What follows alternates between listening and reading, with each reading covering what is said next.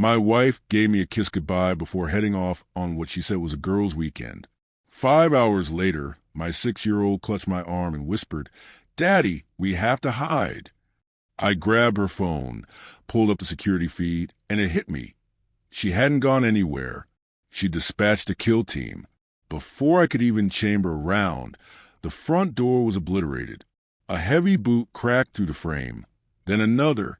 3 men in black masks and tactical gear stormed in. My son held tighter to my wrist. Not a sound escaped him. Sharp kid. Gets that from me.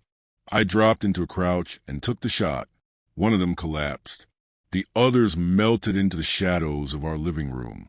I scooped up Jamie and rolled behind the staircase, counting their footfalls like I once counted heartbeats behind a scope. 12 paces to the hallway. 6 to the kitchen.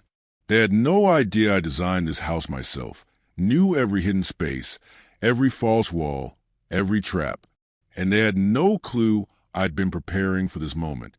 6 weeks earlier, my wife came home smelling like industrial lemon cleaner mixed with something high-end. Her smile felt rehearsed, her touch overly deliberate. "Just tired," she said. Her phone buzzed nonstop. Started sleeping with it under her pillow. Even took it into the shower. Jamie was the first to notice. "Mom gets mad when I ask about her friends," he said one night. "She told me you'd be angry." I wasn't angry. Not yet. I got surgical. Set up a hidden server behind the HVAC system. Synced her phone. Every message forwarded to a phantom inbox. Within days, I had enough to destroy the marriage. But she wasn't just unfaithful. She was planning something. Her lover, once my closest friend, a contractor, ex-military like me, but without my code. I found blueprints, chat logs, plans, and then I saw the message that tied it all together. He's worth more dead than divorced. A clean kill, a payday for my life insurance, full custody of Jamie, and a quiet little future for the two of them. She'd even filed a fake restraining order, full of fabrications, just paperwork to grease the wheels before the ambush. She played the long game, but she underestimated how long I was willing to play. The night she left for a trip, Jamie ran into the kitchen, face pale, hand shaking. "Daddy," he whispered, "we need to hide." I saw their names in Mommy's phone. I didn't flinch. Opened the safe, loaded my weapon, checked the cameras. 3 dark figures circling the porch. Trained, precise, military. I took Jamie's hand. Then the door exploded. They stormed past the hallway. I led them into the kitchen on purpose. One took the bait, a noise from the pantry. He turned. Mistake.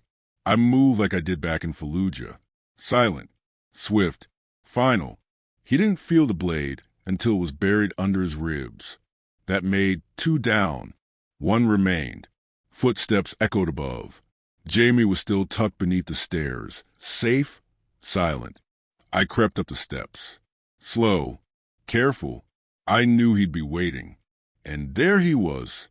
Low stance. Gun raised. "You shouldn't be here," he growled. "Neither should you," I replied. He turned. Recognition hit him like a truck. "Jason." I pulled the trigger. Didn't kill him. Not yet. I needed answers. I tied him to a chair in the garage and let the wind scream to the shattered front door. "You think she cares about you?" I asked. "She sent 3 of you. What was your cut?" "She loves me," he stammered. "We have plans." I smirked.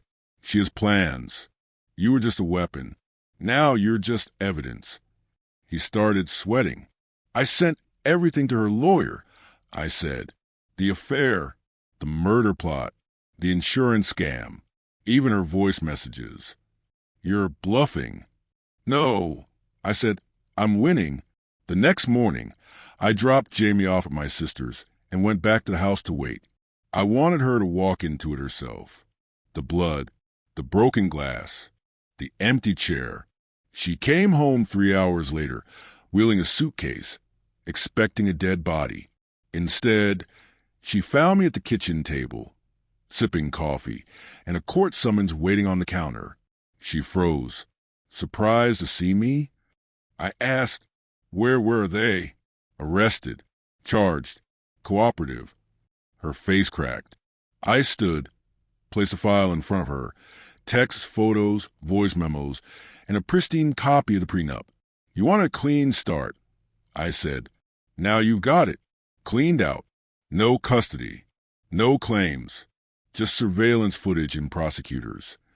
Her mouth opened. Nothing came out.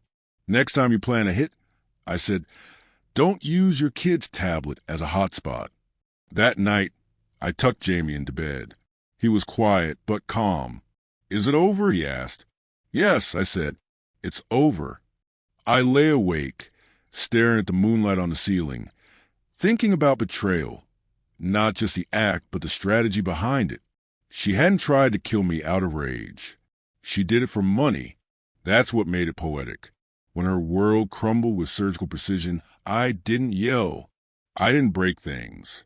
I just built a better plan and crushed hers beneath it. Justice doesn't always wear a badge. Sometimes it wears a wedding ring until you melt it down and turn it into a bullet.